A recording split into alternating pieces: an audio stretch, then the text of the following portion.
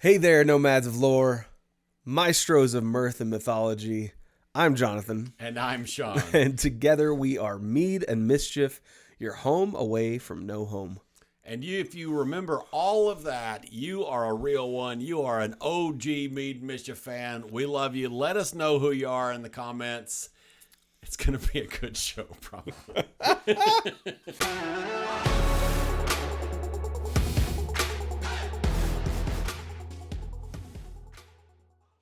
First of all, we are glad to be back with you guys. It's been a while, and we're excited to be back with you to talk about some more Wheel of Time. That's what we're going to be talking about today.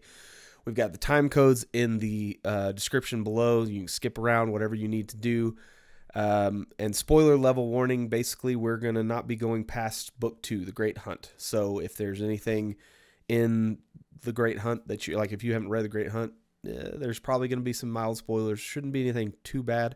It's been a while since we've read, so but I think we're going to start off this video just talking about our overall impressions of the TV series so far. So, Sean, what are your thoughts at this point? So before I give my thoughts, I wanted to acknowledge that we're trying something different with this setup. We Jonathan and I always talk about that. You know, we've said, I think we've even said it on camera before, that he and I will be sitting there talking and having a conversation about a show or whatever, and we're always like, this is like a super interesting conversation and would make great content. Why are the cameras not on? And so that's why we're trying this new format. It's more podcast style, and all of that. You'll have to let us know what you think down in the comments below. So as far as Wheel of Time, my starting right now, I'm actually really enjoying the show, like a lot, actually. And there are some. We'll get into this in a minute. It sounds like Jonathan's got several things that he's quite frustrated about. We'll see what happens with that in a minute. But I overall there's more positives than negatives for me right now, and I feel like that's a little bit. And I don't know if it's because after season 1 I was expecting changes, like significant changes. And I don't know if that's, and because there's a lot like this season to me feels more different from the books than season 1 did, which I know is weird because season 1 had a ton of changes, but for whatever reason, this season feels like it's really different. Like there's some big things that are different, and there are some things, we've talked about it off camera when we decided to do this. We talked about that there are some things that are essentially the same, like Moiraine going, even though she's stilled or shielded or whatever the heck she actually is, she's she went to the right place, the well of whatever the crap it is with the twins. Now they changed that. Now one of them's Vera and is a sister, which is fine. That's a fine change, I think. They can't have thousands of characters. There's no way that's. They had to combine characters. Yeah. And so I agree with that. And so, but anyway, all that. I mean, I'm kind of going, but overall, I'm actually really enjoying this season. There's a lot that I like. We'll get into some nitpicks and some things that I think are really stupid that we've already talked about off camera, unfortunately. But we're bringing you along with us from here on out. We've been, as we've set up this shot, we've been real careful to not talk about the show. So we're doing it for you, keeping our mouths. It's been hard. So what are your overall thoughts? So I'm more positive than I was for season 1 for sure. There are some things that bugged me that had to be changed. There are some things that bugged me that didn't have to be changed. But I am enjoying the show, like you said, a lot more than I was season 1. There's less. We're 4 episodes in. Mm-hmm. We still have that terrible 8th episode that could have some really bad CG or something. Right, like season 1. Yeah, but at this point, everything looks really good. It's all. It seems to be coherent and cohesive, where it has not. I mean, it wasn't as much in season 1. Do you feel like it's been as rushed overall as in this season? That I was gonna say the pacing is a lot better too. I feel that where moving forward, it's not like Lord of the Rings, Rings of Power. Lord of the Rings, Rings of Power. It's not like Rings of Power or like moving like molasses or I can't even remember. Something else I watched recently is like, why are we taking 17 complaining about I was complaining about Ahsoka. Yeah. But anyway.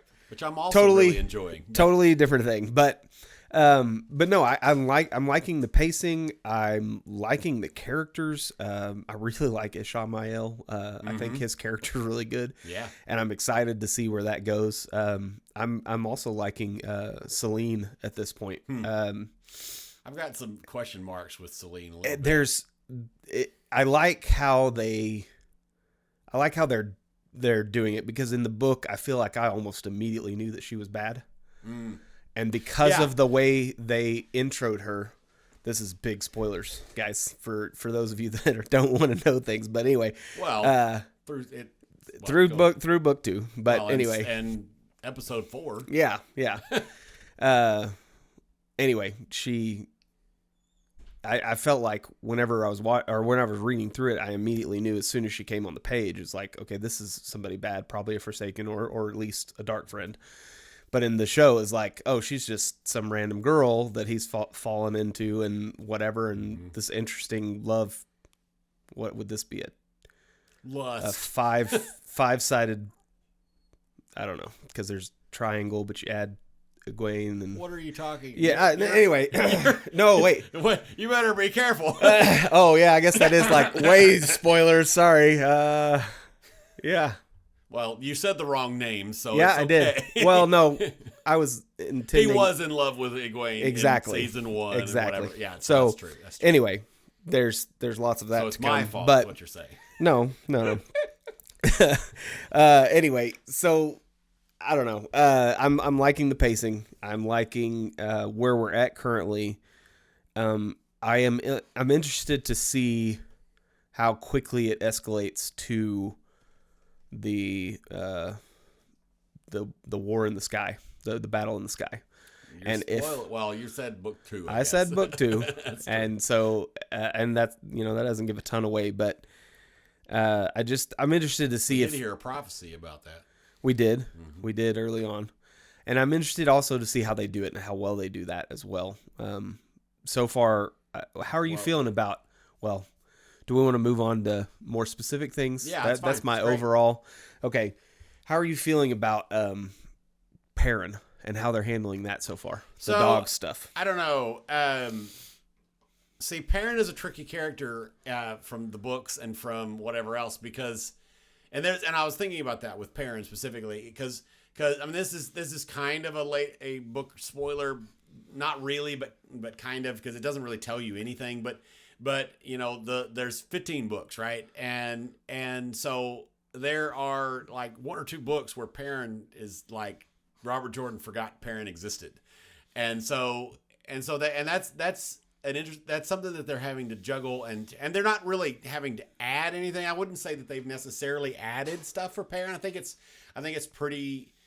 fairly correct. I don't know about Elias. I can't decide how I feel about his characterization. He seems more severe than he is in the books. And this is not really a spoiler, and definitely not past book 2 spoiler, but I don't know if they're combining Elias and Huron together, which is fine. We figured that was going to be us and many of y'all. That's been the prevailing theory of those characters, that they're going to take Elias and Huron and stick them together, so that's fine. So he's the sniffer, but he's not really. He's the wolf brother, and so he. I don't know. I don't know that I loved this. I know this is not specifically Perrin, but I didn't love, and maybe this happened in the books and I'm forgetting. But I didn't love Elias like eating the dude and whatever else. I mean, you don't see it, but because there's this tension because a bit all of Perrin's arc entirely is this tension between opposites.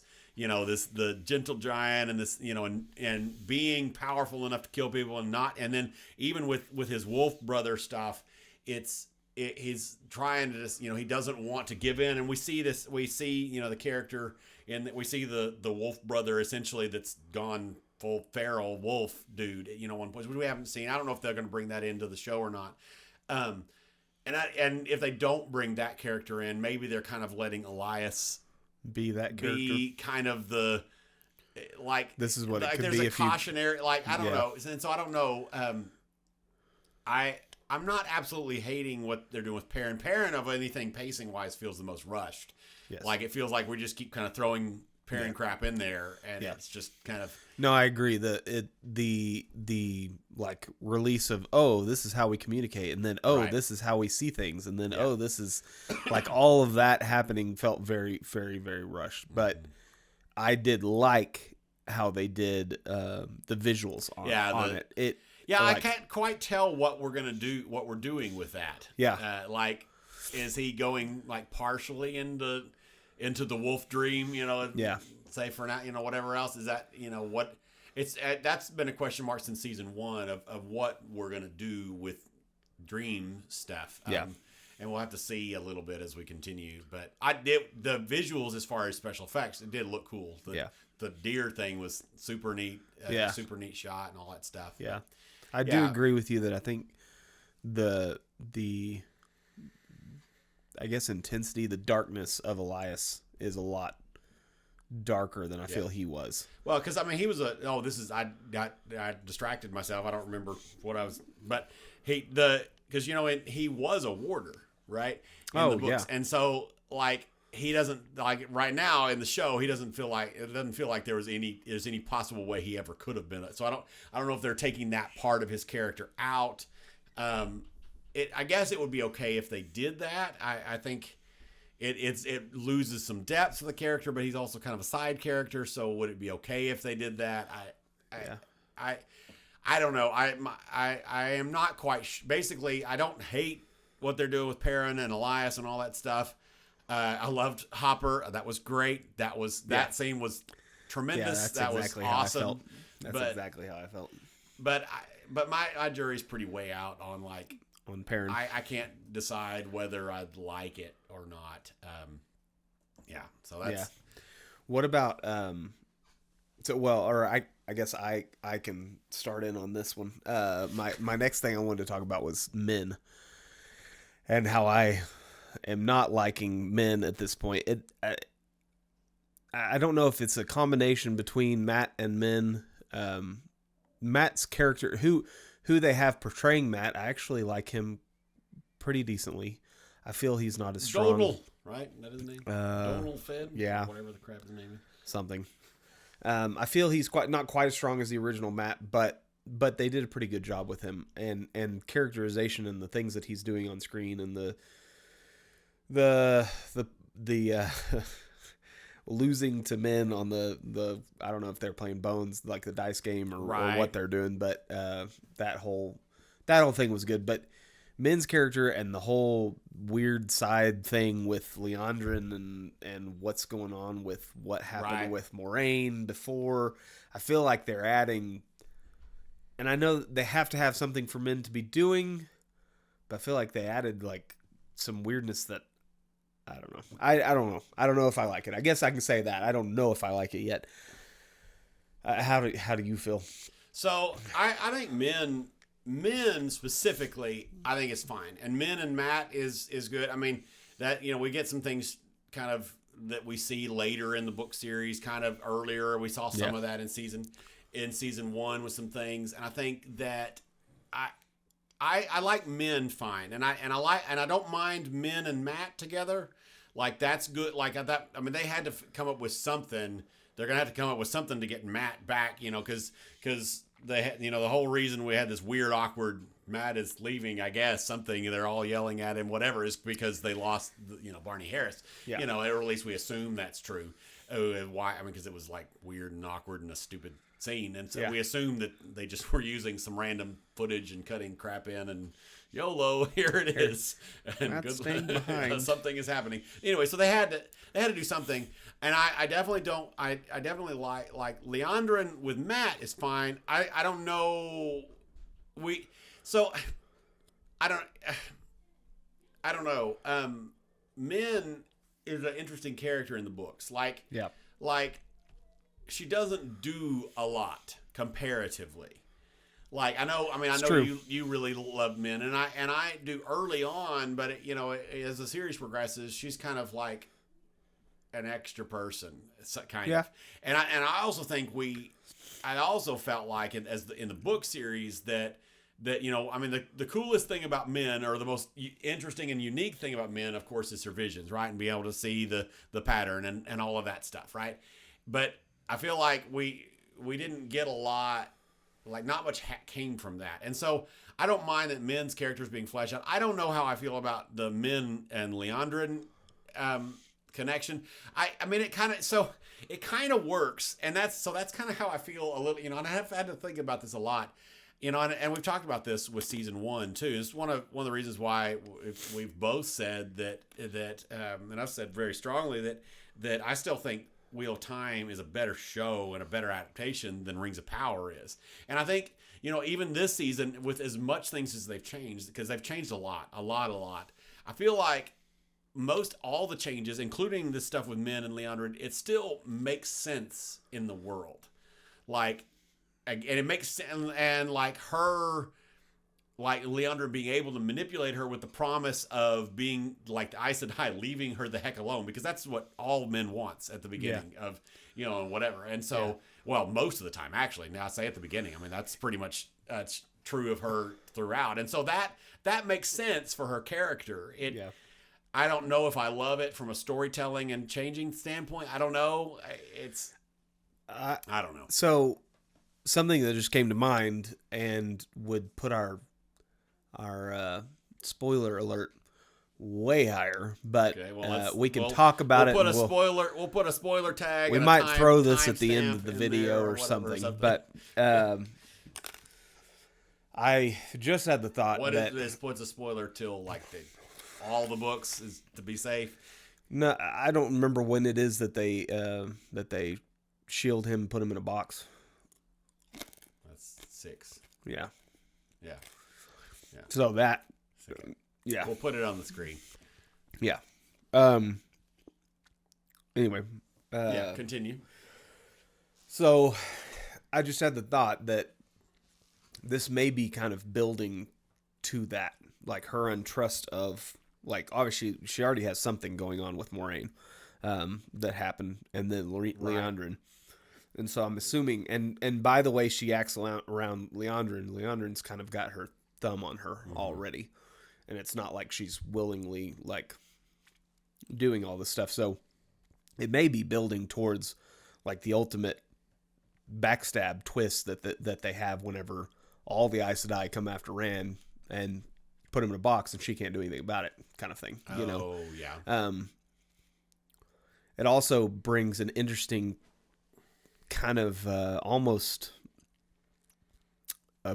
abuse thing into the mix, which I think there's plenty. I mean, we don't see that directly in the book series, but there is plenty implied that was going on with Min. I think that's definitely true. And so, and this kind of gives got a lot of things in this show that were implied in the books, and we're seeing very clearly. This one I feel like I'm okay with. There's some others that I'm like, this is stupid. Yeah, but we'll get to that later.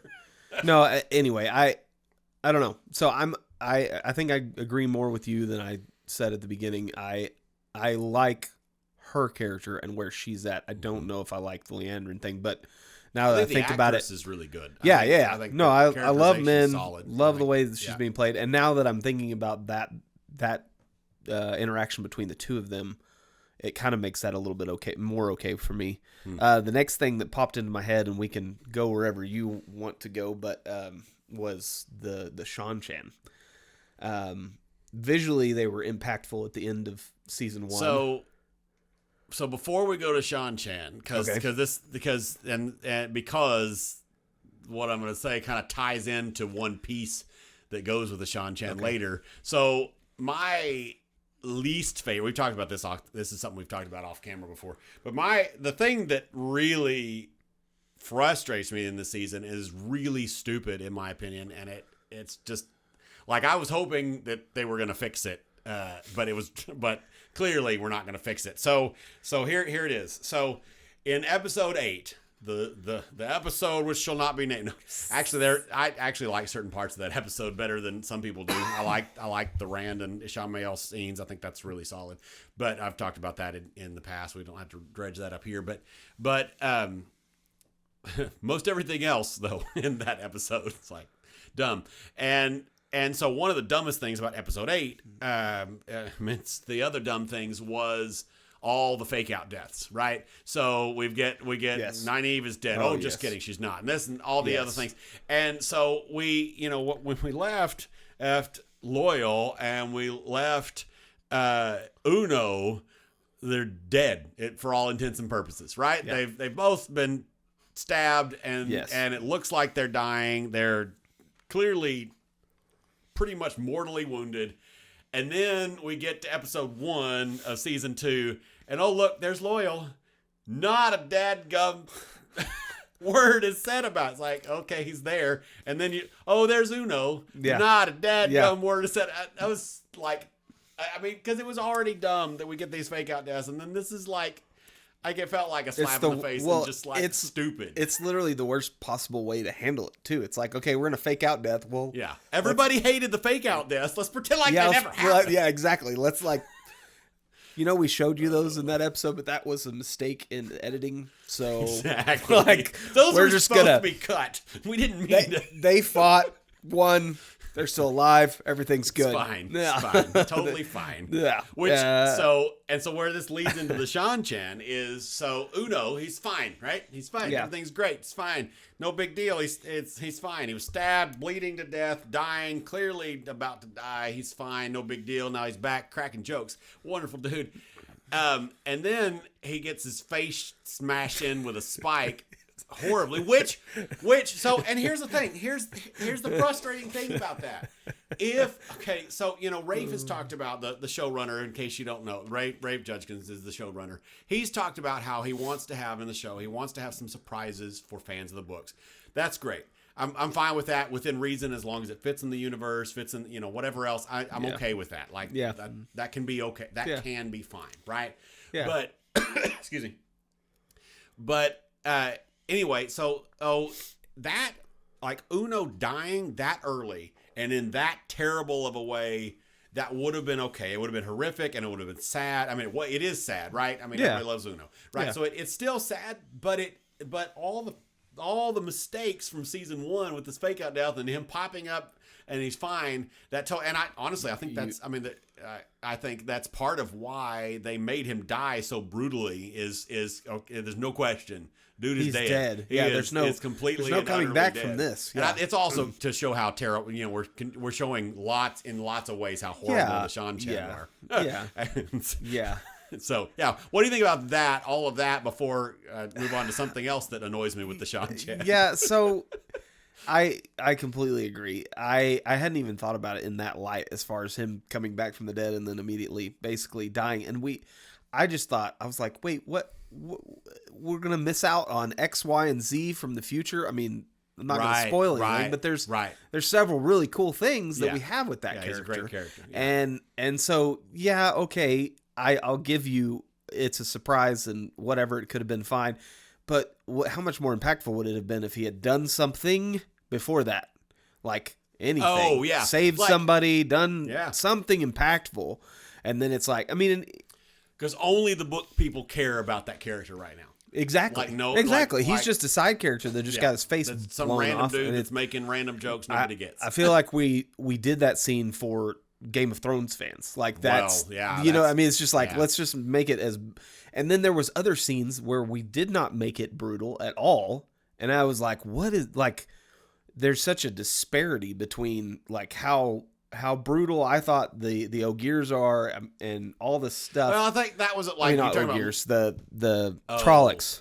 How there's some scenes with Trollocs and there's like, pulling people out of things and doing in this Isn't it in the season, or am I still There's flashing not much back? Trolloc stuff in the season. Maybe I'm just thinking stuff. Actually, there's one scene with Murdral that's felt a little eye rolly to me, but it's fine. Where he's posted up on the wall. No, that was fine. That was good. Okay. I like that. No, okay. No. When Lan is fighting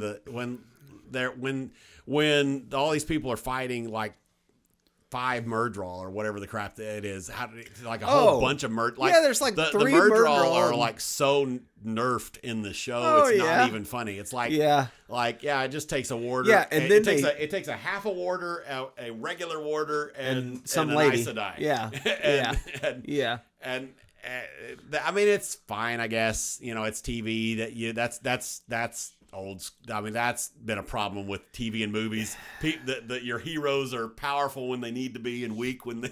I mean, that's TV for you. So it's fine, I guess. But that was a little bit annoying. Yeah.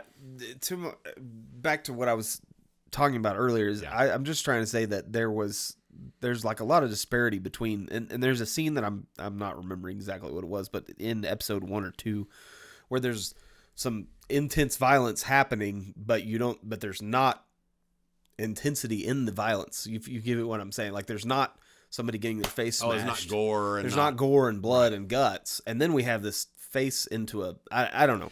I just felt there was a lot of disparity in that and what is the purpose of it, and especially what is the purpose of it with a character that we haven't that non-book readers haven't grown to love. Right. Well, and I think the two purposes are I mean, obvious. I think it's one, he's dead, and two, the Seanchan are terrible people. Yeah. Well, and yes. I think you hit on just a second ago as far as going back to your initial question with this is I think the Seanchan are visually stunning and really, really cool. I think they're really, really. I think there's a lot I like about the Seanchan. I don't know that I love. I honestly don't know that this is more of a. I don't know. I don't know that I love the mouth thing as far as pacifier, the gold pacifier. That gold. I don't know that I love that. I mean, it is like horrifying, kind of like. It's strange. Unsettling. It's unsettling. And, that's right. That's the word I was looking for. And so, I mean, I get that. Did you? So I'm about to stray into like canceled territory, but did you notice that? Who I guess is I assume is Tuon, although I don't know for sure, but. The mouth of the princess, the girl that was speaking for. Did you notice that she had a hardcore hick accent, like a southern accent, which was, I mean, and that's, so I get it. I mean, like if that's where they're going with that, like the Seanchan, the Seanchan are slave owning South. And maybe I'm reading too much into it. And we'll see whether that becomes a thing. Hey, if we lost you, I'm sorry. And it's just like if that's what they're doing, then it's like it's just like slavery's bad. South slavery, North slavery, African slavery, whatever slavery's bad. All the things are bad. Great. But do we have to be so on the nose and so unartful in our I caught leaks? it, and I was hoping that was not, and maybe it's not intentional, but it's a little strange. It's going to be fine if they do that. I'm not. Did we not see collars last season on the Seanchan? See, I don't know because I could have sworn we saw collars on the last episode when they pull into the thing, and then I did not see a single collar on anyone after that. I didn't look close to see whether they put it in the description. The description. Put it in the description. You can't do that. Put that in the comments. Yeah. And they may be going for, instead of the collars, that may be what we're doing with the mouth thing. That may be what the mouth thing is unsettling, but it does not convey the leashed collar, like the horrificness of it. That is more demeaning. Yes. No, and that's and maybe we just missed something. I don't know, but I agree with you there for sure. Visually, I love them. Again, I loved the little thing that she was brought in on, the big whatever with the stairs coming down. Yeah, that was cool. It reminded me a lot of I was about to say Leonidas 300. Anyway, the bad guy who's trying to kill Leonidas that's sitting on top of the thing. I still haven't seen that movie. You haven't seen 300? Yeah, it's got some cool action sequences. But anyway, it reminded me of that for some reason. But I like the visuals of them. I had the question about the leashes. I wasn't sure about, because I'm pretty sure I looked through and I was like trying to figure out, okay, which ones are because the one girl that had the really bright blue eyes and she was blonde, I think, or something, and she was like pointing out the women who could channel. And that's what I'm assuming that's what they were selecting. That's a spoiler, and I don't know how far that is into the books, but book 2 for sure. Yeah. But I was like, she's leashed, right? That's the people that are holding the leash would not be pointing at. It would be her. So she didn't have a leash, and I was I was real confused. I don't know. I know the women, and that's another spoiler way further down in the books. Won't even go there, but I think if somebody's pointing somebody out this early, it would be a leashed person. Yeah, maybe. I don't know for sure. Sometimes mistakes were made. Yeah. I think that for a TV setting could have been like anybody. Like it could have been the princess up there. Or that's whatever. true. I mean, I think that's true. They could have been like, yeah, we have like informants in the land, and they've told us that this girl is whatever or whatever. Yeah. I mean, so that I don't know. That's that big a deal, but you got some stuff to say about Lan on that note. What are you thinking about Lan, Sean? I'm not sure that I'm loving Lan in season 2. Why not? Why not? Okay, sorry. Well, so Jonathan and I both have significantly and repeatedly defended some of the things that they did with Lan in season 1. And I actually still stand by that overall. Like even up into and including episode 5 stuff. Like, I feel like some of the things that they did with Lan and let his mask come down a little bit and whatever, I feel like worked fine. And I think episode 5 worked fine because it had a purpose. It probably would have been better. It would have been better and wiser and more helpful if they would have, I know it's tell, don't show, but if they would have made it clearer why Lan was emoting so heavy in episode 5 in season 1, like why that happened. I think that might have played better if they would have had some exposition on that. Yeah. But so it feels in this season like we're going too far, and I know that sounds dumb after all the stuff we said that in season 1. It feels like and I don't think it sounds dumb at all. Well, to be 100% honest, but go ahead. What? So I don't know. I do understand. I think that they are in a bit of a challenging place with Lan, right? Like, so Lan's key characteristic in the books is his stoicism, literally the lifestyle and essentially religion of the Stoics, right? And I know religion is probably, some of you don't get triggered by me using that word. I'm using it loosely in this context, but that's key, right?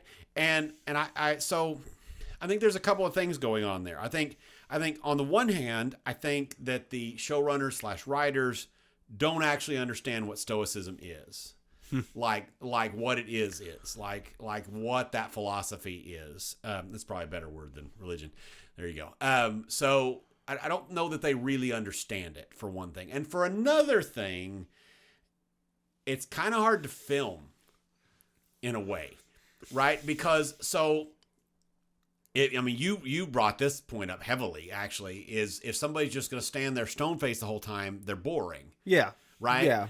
And so I think that's true. And so allowing him to emote, and I think that's part part of why I think there's a few reasons from what I can tell why they will, and we can talk more about Moiraine in a minute, but why they have Moiraine be stilled and whatever else. And I think one of those reasons is so that so Lan has an excuse to act. And I do think that is a legitimate thing. Like that if Daniel Henney played Lan like what's her face plays whatever the main female character in Twilight is, but unironically, if he was like her in that movie, then people are going to be like, okay. Then people are going to be like, okay, Daniel Henney's a crappy actor, and this is not, whatever else. And so I do think that's a legitimate thing. This just feels like, I don't know. I'm not liking it. Like I liked it in the first season. I just am not liking what they're doing with Lan. And I'm not saying that they're awful for doing it. Like I feel like I kind of get it. I just don't like it. And the distinction is I don't necessarily I'm not hardline saying they're making terrible choices. Yeah. I'm saying I'm not enjoying those choices, if that makes any sense. Like, no, and I get it. I think that there have been plenty of strong silent men played in film for tons of stories. Mandalorian, it's great. Exactly. You don't even have a face there. Exactly. And yet you get a lot of emotion. Mm-hmm. And so I think it can be done. I agree with you. I think they went way too far. Like, we are seeing emotion on every single scene with every intention. Like, and I'm frustrated with that. I'm frustrated also with Moiraine, that don't have to go there yet, but I'm frustrated that Daniel Henney is not getting to, be subtle. Yes. I feel like it's super on the nose, and like we're trying to portray him like every other character in the whole thing. And he showed in season 1 in some of the scenes, not like what I was talking about in episode 5, but in some of the other stuff, like some of it was in episode 5 actually. He's shown that he can do subtlety. Yeah. Too. So he's capable. It's not like he's not capable. Exactly. And then you've got I almost feel like he's a sub character at this point. Like he went from being a strong main, I would say one, I know there's a lot of main characters in this, right. But sort of, which we'll get to in a minute. Yeah. But I feel like he went to being a side character, like even more so than some of the, like, I feel like we know, or we're getting as much, and we're not, I was about to say we're getting more screen time, but I think we're getting as much screen time for Alaana and her warders as Lan. Yeah. And I feel like you almost, like, I feel more connected to them. Yeah. And it's probably because I'm a reader, and it's probably because he's not the Lan that I know and love. Right. Whatever. But anyway. Well, I think the amount of screen time with Alaana and her warders is really tiresome to me. Yeah. Honestly. And we'll see what they do, won't get into spoilers. We'll see what they do with Alana's characters. We'll see if some of the character beats of her later in the books happen or not. We'll see that might make it better, but it's like it feels like at this point. How many times can you talk about 3 people? Yeah, I mean that's sex. It's like we know that we know, again, like what we talked about earlier, there is stuff that's hinted at in the books that is not always over and whatever else. And so it's like, I'm not even griping that it's like that's a thing. It's just it feels like we're just spending so much time. That's the reason that they're on the screen. Threesome relationship. No, and that's the reason why they're on the screen. And that's their entire character. Exactly. And they have no depth outside of that. Exactly. Why are we spending so much time on it otherwise? And there's no other, like, I don't know. I agree with you wholeheartedly. I don't feel like there's any other like nuance or anything to her or her warders. Well, her a little bit more. Maybe yes, mostly and from season 1. Exactly. They're like every single scene that they've been in this season, it's been something like that. And it's, I mean, yeah, there's some camaraderie and there's some like, hey, we're gonna have a meal and different things, and then there's been some Lan and them time, funny things. But it's, I don't know. Almost every funny things, but every joke is about yes. their relationship. Yes, every that's true. Single one of that's them. true. And every single scene is like either leading towards that, or it's not even building the character. Like nothing's building Lan. Right. Where, you know what I mean? Right. We're building these side characters. Yeah. No, that I didn't even think about that. Yeah. Anyway, that's frustrating. No, that's I didn't even think about that. We spend so much time focusing on this thing that we're not building the important character, and not that Alaana's not important. Like I say, depending on what they do with her in the show versus book, because she's a very important character in the books, but less present than Lan is, and we're not really building Lan. I mean, we're getting mopey Lan, and that's the extent of his person right now. Yes, and whatever else, and it's like, yeah, it's. I mean, the only thing it does is it affects our view of Moraine's character, and that's all it really does. And and even that only barely. I mean, because most of her character stuff is outside of Lan, which is part of the deal, right? I mean, that's so we should probably talk about Moiraine, right? And we should. I mean, and because what they're doing with Moiraine and what they're doing with Lan is because of what they've done and are doing with Moiraine, right? So I'm curious. I still am very curious to see what we do with Moiraine in the future, because thinking about spoilers and things in the future, and thinking about where we go and what we do. It's going to be interesting to see where we get from point A to point B, or if we're even going to point B anymore, on some of the stuff with Moiraine. So we'll let you go first this time. What are you thinking about Moiraine and her character this season and her arc? I don't know that that's a strong choice of words in this case, but what are you thinking about Moiraine? Yeah. So, there's the scene where she goes in and sees her sister for the first time in I don't know how long, and all I can think about is like, does that really feel like Moiraine? Like the super I'll answer cold that one for you. Yes, the super cold, like not talking to her for however long, coming in and not. I guess I get it to an extent, but then you have. Like, she asks her to sit down for tea, and she turns around and walks out because she's on a mission, and I get that. But I don't know, and I don't know. I don't know. I feel very off with that relationship, and maybe I'm totally off of my rocker. I know that she's a very quiet person. I know that she's not even in a rocker. Kind of rocks, but I don't know. So that part threw me off, and it may be just that I'm, like I said, off my rocker as far as that specific thing. I just feel like there should be a little bit of warmth there, but other things like how she's handling the stilling and all of that, and maybe that's what they're trying to inflect some of that into that relationship, maybe. Yeah. But how she's handling all of that, I am liking at this point. I think it's very much how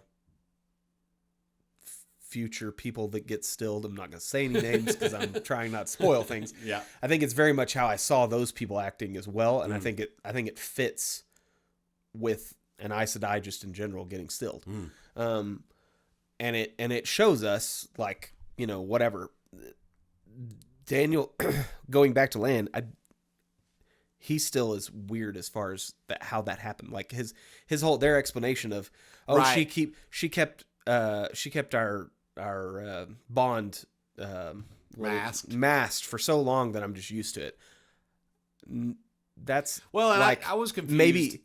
confused on that, whether they like that whole line, and I was confused on whether they were talking about before or after she was stilled, and what, whether, because I really didn't quite understand what they were saying in that whole line and scene and whatever. Both interpretations are confusing, actually, because the way I read them to be talking about it was like after she was stilled, but then that doesn't make any sense, because how does she have a bond if and the bond, and this whole thing of the bond wasn't broken, and I know she didn't die, right? But like the bond wasn't broken, it was given away. There's a lot of weird, this doesn't make sense in universe. Like that. Yeah. Like I don't quite understand. And maybe they're trying to say that because she was shielded versus stilled.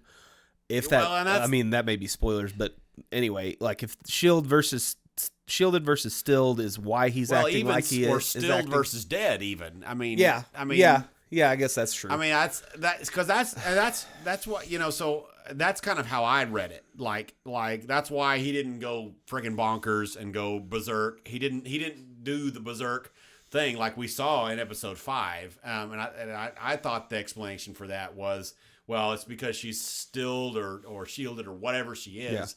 Yeah. We don't know. I mean, they're leaning heavily toward it stilled. But anyway, I'm not convinced yet. I think it could still be one of either two. I know.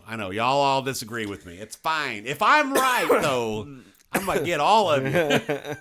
But whatever it is, I interpret it is because that was a gentler release than her dying. Yeah. And that was a good enough explanation for me to be fine in the show. But now it's getting all muddied and it's a little bit confusing and. I don't know whether it's confusing for like non-book readers or not. Some of the stuff may just, sometimes stuff just goes over your head and you're like, whatever. Yeah. And so I don't know, but I don't know what's going on with that. How do you feel about her? Has she, I guess I'll ask it in a question form.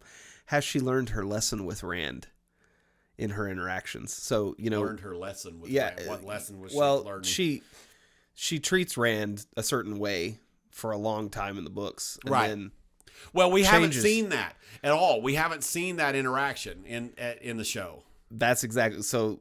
My point being, in her newest interaction, are we seeing that, or are we seeing the way she learned to eventually? Well, the newest interaction was her saving her from Lanfear. Yeah, him from Lanfear. Yeah. Yes, I'm just talking about that short interaction. Oh, well, do you see any of that? Okay. No, I don't think so. I think we're out of sync on Moiraine, because I'm actually really liking Moiraine in this season. I think she's really solid, and so Moiraine has two key characteristics early on. There's two very important things to Moraine's character. We get some more things as we continue and stuff with her and Rand, like some of what you're alluding to. Yeah. But the two key characteristics of Moiraine early on is she's the Ice Queen. Yes. And she's yes. And she's Dragon Reborn, ride or die, will do literally anything for the prophecy and for the Dragon Reborn. Period. Full stop. End of story. We got during the interaction with Lan. Yes. With the interaction with Lan, and I felt like, I thought we also, it's been a while since I read New Spring, but if I'm not greatly mistaken, I think there was a lot of broken relationship with her family, and when she went to the tower, I think that was a pretty central thing, and so I didn't think that was problematic at all. I also felt I've really enjoyed watching Moiraine play the game of houses, but not be able to channel, and her two types of powers. It's not a power, but separate. Yeah. At this point, which has been interesting, and we wouldn't have completely got. In season 1, we get, Moiraine is a powerful channeler. She can kick butt. Her and Lan are like unstoppable duo, kill Trollocs left and right, murder all the things. And in this season, we're seeing so much. I loved. But it's definitely it's a change on how it works in the books from at least from what I can remember. But I loved her scene with Bail Doma. I love her outsmarting him and tricking him and getting into basically, he was trying to get her to buy the Queen DR, whatever. So whatever, because he thought that's what she wanted, and then what she really wanted was this prophecy poem all along. I thought that was great, and it was perfect for Moiraine. I mean, because Moiraine in the books is one of the best players of the Game of Houses in the series for sure, and I feel like we're seeing that in a subtle way. I think a lot of the stuff. I think that's the whole reason why we did the whole stilling thing, or shielding. I think that's the whole reason why they put that in there is because what's her face? What is her name? Rosamund Pike is the main character. She's top billing. She's got to get the most screen time. That's got to happen just because TV, that's how TV works. So she has to get the most screen time, period. She's the main character right now. That may not always be the case, but that is true right now. Absolutely. I'm sure she gets paid the most, all the things. Yeah. And so we invented a way to get her on the screen more. And we built this story piece that's a part of her thing, and I think that's the entire reason we did that. I may be wrong. I'm not in the writers' room, obviously. I wouldn't mind being a fly in the writers' room. That'd be fun. Yeah. But I'm not. But I think that's the whole reason we do it. I'm actually really, but all that. I mean, I really am liking Moiraine in this season. I wasn't sure after season 1 how I was gonna like her stilling, and I was afraid that was going to be problematic, but so much of Moraine's character is the research and the driving force and the willpower, and so it's I don't feel like you miss that as much as I was afraid you would. Yeah, I'd be curious to see whether non-book readers are like. I think she's come out so strong, but yeah. And I think I agree with you a little bit more on the interaction with her sister. It just felt, and maybe it was forced. Maybe that's all it was. I don't know. It just felt weird, that whole thing. And maybe it was because of who the character was and knowing, I don't know. I just felt weird about that. But I agree with you. The Ice Queen thing, that is definitely how she was for however many books. And long time. Yeah. So how are you feeling about Selene? I love, I think I already said it, but I love how she was introduced. I think is better. And Rand's naivety is just hilarious to me. It's good. It's on character, and it's all. We got a lot better farm boy vibes. Yes. See what happens? We're not wasting our time with some stupid dragon rape. The character actually gets to be the freaking character. Yeah, he's actually doing the stoicism thing better than Lan is, like, honestly, but not that his act wise. I'm just saying how they're having him played. Right, the writing of it. Anyway, no, but she is good. She's been a little. I hate to say it. She's been a little flat. The character has not been. We haven't seen enough from her to know. I think that's gonna. We're getting a lot more. Yes, and I think we'll get a lot more. A and B. That's pretty much how she was in the book. In book 2, you don't have a lot of her. She comes in, she's a little sus. Lots of flirty, right? Lots of sus, lots of flirty, and then lots of disappearing. And then where did she go? And where did she come back? True. So that I guess that's all I'm trying to say. Is she's just a little bit flat. How did you feel about her? So I really liked Selene at first, and I still do. So I like her character. I liked the way she was portrayed. She didn't seem like a bad guy at all. I mean, I knew who she was, so I knew what we were doing. Now, I mean, because we're used to TV, some people that didn't read the books could have called it. That's just how that goes. But she didn't seem like a bad guy. And so my only problem with Selene, who we now know as Lanfear, my only problem is we rushed her transition. And I felt, and it was especially disappointing because what they did, like that whole scene where we get her transitioning, or the scene out in the woods, that's right, before we get that was super good. Like where Rand channels, like you told, like she sold it, and you believed that she was good, and she was scared, but then she decided, oh, I love this guy, and he's won me over, and that was just really, really beautifully shot. Yep. And that was really good. I think if you hadn't read the books, I think if you had been sus about her before, that scene probably would have flipped you. Yeah. And I mean, because I think that was just really, really well done, because I mean, she was genuinely afraid, then she was feeling all the things. Yeah. It really hit perfect. And so it's disappointing to me.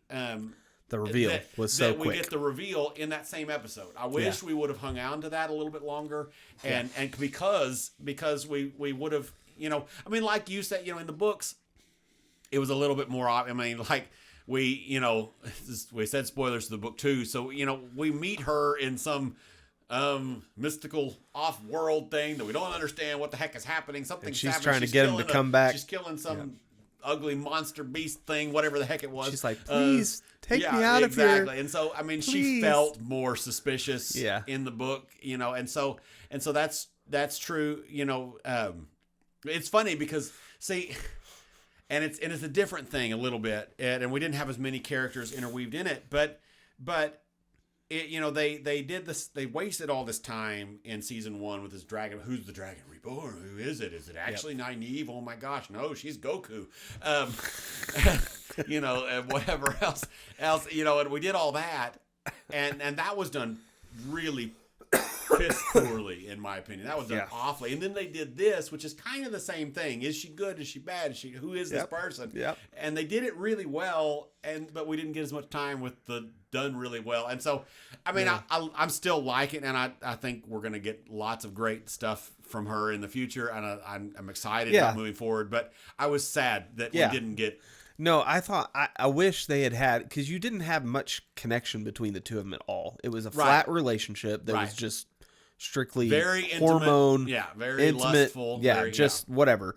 And then we start to like build it real fast, and then she switches. Right. Instead, what they should have done is built this whole time, like through the 3 or 4 episodes, and then done it, or waited a couple more episodes. But I know the Rand and Moiraine had to come back together, and I get. I think that's why they did it, is because they had to get them two back together. That's probably true. Yeah. However, they still could have left her fine for a little bit, like had her not in the picture. Well, they could have done like in the book where she did some. She has to go like disappears and he's like, what the heck? And then then sees Moiraine, and they have no clue, and then she comes back, and then it's revealed or whatever. Right. But then why is Moiraine rushing to go back after? Yeah. And so I think you're exactly right. I think it was they had to get Moiraine, and I'm glad they've gotten Moiraine and Rand back together sooner rather than later. You know, I think that's good. If we would have kept that separate, I think that would have been problematic. So I am glad. So I think ultimately it works out. I just wish it would. I'm lamenting. Yeah, because it was it was the better version of Who is the Dragon Reborn. Right. Who is this lady? Yeah. But then it was just done crappily, just like the Dragon Reborn was done. Mm-hmm. The other person that I was thinking about was Logain. Who? Yes, Logain. Yeah. There you go. I knew it. Your favorite. Yeah. So did y'all know it? I'm sure they did. I'm sure they did. Of course, Logain. Yeah. So I guess I'll start since I was bringing him up. The Madman thing. Madman thing? Mad Men is totally different. That's a show. Madman thing that they've got going on with him. The questionableness of whether he's mad or not, and if he's, his motivations. What's his motivation behind things? He's like, I like this a lot. I love Logain in the books. This is a different character, I think. In my opinion. I agree. But I'm still liking him a lot. Mm-hmm. I am questioning where they're going with it. I've got a guess on that, actually. I'm wondering if, and this is spoiler.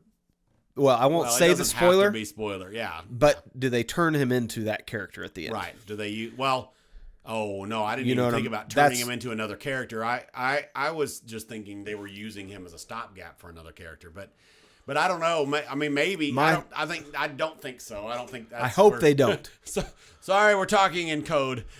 I hope they don't turn him into this Another person. character. Beep. You can beep it out. Ready? Beep. Okay. Yeah. So yeah, no, I can't imagine they're going to do that because that leads into a lot of problems later. But Yeah. I don't know. Well, I like him and Moiraine interacting. I think I'm excited to see what we do with that. I'm just ready for him to come back and go nuts on people again. Like they have all these female channelers who basically have done that. We haven't seen a lot of channeling other than Rand. We haven't seen much channeling at all. And so I'm ready for like, and I know that's, we got some crazy channeling in book 5, book 6, way down the line. Yeah. But I'm ready for like a throwdown this season. We have to have something. Well, we're gonna have. I mean, we'll have big climactic ending. I mean, hopefully they won't screw up again. But yes. But yeah, no. I mean, that's definitely gonna happen. There was something I was gonna bring up now that I forgot, but. With Logain. So what have you thought about? This is kind of sorry, I had it on me for a long time. This is kind of slightly, or this is kind of left turn. But what have you felt about the special effects this season and the visuals and the special effects this season as specifically as compared to season 1? They better, yeah. I mean, it feels like I kind of said at the beginning, I wasn't talking about special effects at that point. I was just talking about the show in general, but it feels more cohesive and more like we know where we're going at this point. Like we've used the power. So this is how the power looks. This is how the taint looks, these things. And it's cohesive and it's easy to read. Sorry, what do they call it? Show calls it the corruption. Hey, come on. Sorry, y'all. I'm not gonna say what I was gonna say. Okay, but yeah. So I feel like it's more cohesive. I have not been wowed, like blown away yet. I'm hoping I think we some get of that something. may be coming. I think the Weaves have had some upgrade in their visuals. Yes. I think and we saw some different. I'm also glad that because there's the people who are like extremely like, oh my gosh, this show is ruining my life. Those people. What are we calling the book cloaks? Those kind of people. They keep inventing things that, they're not doing this. They're taking this out and they're taking that out. Oh my gosh, Sidene and Sidar are the same thing. And this and that and the bloody frickin' da, whatever else, and they keep being proven wrong, which is endlessly chuckling to me. Yeah. And I'm sure they will simplify some things, over time, and whatever else. I'm sure that they will, obviously. But, one thing that the book cloaks that I've heard some of them whine about is, oh my gosh, they're not going to have weaves of earth and weaves of water, and they're going to tell, oh my gosh, they're ruining my life. This is like totally universe breaking, which even if they took that out, it wouldn't be universe breaking. I'm sorry, that's dumb. But they are having weaves of earth and they animated them differently, and I mean it's still subtle, which I don't mind. No, I know that the channeling, the weaves are not like unbelievably cool looking, but for me personally, they kind of work. I mean, I don't mind them being more subtle, and they do work. And I think if they were any more on the nose, any more not on the nose, but Last more Airbender. distinctive, yes, that's what we would end up with. Yeah, and I'm glad that we're not there. right. I would like to see. Something else done with them. I think as once we get some of the powers that we get we see and certain characters get and some of the things later, I suspect we'll get some more interesting things. I mean, Yeah. we've already kind of seen some other things done with them. Like the way they did the weaves in this season is different. Yeah. And we got, yeah, no, I'm excited to see some cool channeling at some point too. What about the whole Nynaeve getting stuck in the, I forgot about that. Tel'aran'rhiod? Well, I mean, not Tel'aran'rhiod. In the gates. In the gates. Arches. The arches. There you go. I couldn't think of the word. So... that you did. Did you see? So You don't watch with captions, do you? No. They had. There was I don't remember what scene it was, but it said Tel'aran'rhiod, and I was like that was what the location of whatever was happening, and I need to go back and look and see what it was. But anyway, go ahead. I wonder if that was. I got you way off with Perrin and them. Maybe I don't know. Oh yeah, we haven't talked about like anything in the White Tower. We haven't talked about my favorite character. I don't know if she's my favorite character yet in the show, but anyway, sorry, it's Egwene. Got myself distracted. Egwene's my favorite character in the books by the end of the book series. Anyway, but Nynaeve and her that felt fast, but it felt fast in the book, and that was intentional. It's supposed to be. It's great, fine. I thought that was pretty good. It's definitely different than the. I actually went back and read that chapter after watching that episode because I was trying to remember whether certain things happened, like what happened, what didn't happen. It's significantly different than the book. Those are. I think it works. I don't know that I love her getting stuck in there for 50 bazillion years and days. I don't and whatever. That's whatever. Well, no, it was years. Because she had a kid. Years in, but days and only out. a day is out. Yeah, right. But that's how that works. That's correct. Yeah. But no, I thought it was impactful. It was gut wrenching. Her last vision was closer to the way it is in the book. That's exactly where I was going to go with mine. Oh, really? The last one was great. The middle, you didn't? the second one, I think. The first vision was what? I don't remember.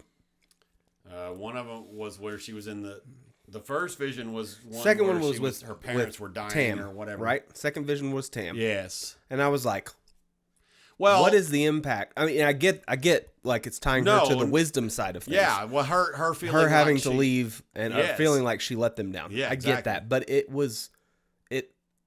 I remember, and I don't remember all of the things that people saw when they went through the arches. Right. But I remember them being very impactful and specific to the person. And I felt like, the only one that I didn't feel like was actually that one I felt like was very impactful for and specific to her. The first one was less so, but I think the first one honestly is because of the changes that they've made to her backstory.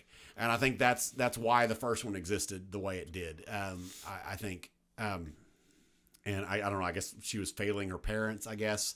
The first one was the weakest in my opinion. I thought the one with Tam, and because that one, if I'm not, I had to go back and look, but I think that one happened. That one's kind of like the books. Basically, Tam was, maybe it was. It was definitely Tam in the Two Rivers and whatever else. Yeah, and it was all that stuff. But the third one and the way, the ending was very impactful. It's different. I mean, the whole scene is different. There's more Aes Sedai there, and they have some sense of what's going on. They don't see the visions, obviously, but and so it's different for sure. And and Egwene and Elaine coming in and sending whatever else.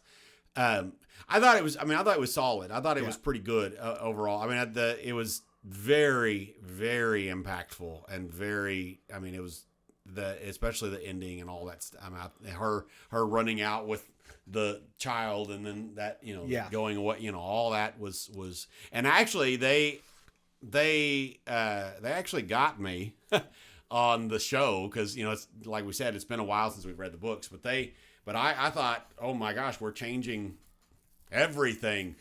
And when she came out the first time, and whatever, I was actually fooled because whatever else. I did the same thing. Wow, we're gonna change a lot. And at this point. Lane's like, oh, I'll go with you, and I'm like, well, wait. I actually got really pissed because I was like, this love story that is beautiful throughout these books. Like, well, not beautiful. It's a pretty well done. It turns by the end of it, we're in a great place. Yes. And some of the scenes towards the end of the series are yes. really great. And I was like, we're ruining all that for them to go back to the Two Rivers today. Like, I don't know. I was like, obviously there's going to happen. Something's on the road and she's going to realize she's got to turn around or something. But I was pissed. Yeah. No, so that was good. Yeah. What about your favorite character? So Egwene is taking so far she's taking a back seat to Nynaeve, which has been true for a while. And Egwene doesn't get really, really good in the books until much later in the book series. And so her day is coming, as far as her being really good. But she's taking a back seat to Nynaeve heavily. I like her and Elaine. Some of that's different. We're the introduction of Elaine is obviously quite different. And so there's some changes there. Egwene is the weakest of the three of them at the tower right now, in my opinion. Like she's there's not a lot happening with Egwene. Yeah. I didn't know that whether I liked Elaine at first, but by the time we're done with her in episode 4, I've really enjoyed her, and she's at first I was kind of like, I don't know if this is really Elaine. I don't know if this is really right. This she feels off, but by at this point she feels like spot on to the books, and whatever else. Yes, how he always talked about the women the very same way. Every single woman was the most beautiful woman in the world and a very specific type and all these things. Right. And so when she came on, of course, I mean, and that happens all the time. Your vision of somebody in the book is this way. And then, so when she came on, I was like, this doesn't seem right. But then I feel like, or her character seemed off to me a little bit. Yes. Too. But then as she continued on, it almost seemed like she was like a little haughty and stuck up at first. I think right, which that kind of fits, but sort of at the beginning. Yeah, and then I don't know, it changed and morphed, and I think we ended up with something that's pretty decent so far. We'll see where it goes. Yeah, I mean, I'm trying to think if there's anybody else that we haven't talked about. No, we talked about Matt. We've talked about everybody, right? We have pretty much everybody and all the except for Swan, which we haven't seen any of, and her. I thought it was interesting that what is the Amerlin's second in command called? The scribe. Shawl, yeah, whatever. Keeper of the keeper of the sacred forest. What is Opie and Andy Griffith? The keeper of the flame. Which might be what she's called. I don't remember. Something I thought that was interesting that she was like, I am the Amerlin right now, kind of thing. Right. That's a very Aes Sedai thing. They're getting a lot of things right, I guess, is kind of the point that and honestly, before coming into this conversation, I didn't think they were. So I guess that's changed things. It's better. I'm looking at it better. I am enjoying the show overall much better than it was the first season. It definitely feels like another turning of the wheel. Yeah. I feel like that even more than season 1, even though season 1 changed a ton. Like we started out saying that early on. Yeah. But I think there's going to be a lot of this. This is the thing that all of us book people are going to have to come to terms with, is that there's going to be a lot that, of course, with all the changes, but there's going to be a lot that because of the changes we're not going to get. That is going to be disappointing. Sure. But true. Hopefully, and there's been some good stuff in this season that makes me feel like, okay, we're going to try it. I think we're going to hit these high points at the very least. There's a lot of fluff that was taken out of the books that, right. Travel time, significant travel. I mean, that of course was going to get cut. Yeah, and whatever. And of course, downsizing of characters makes it easier to follow. And right. All the things. So there's some really good things about it turning to a TV series versus being a book. But I don't know. I think I'm in a much better place than I was with season 1. And I could go back. I liked season 1 quite a bit. Season 1 felt more up and down. This is like, Yes. I mean, you've said that several Yes. times. This feels much more consistent. Yes. It feels Yes. like we're in a Every good- single episode have been like, okay, I'm good with this beginning, middle, and end.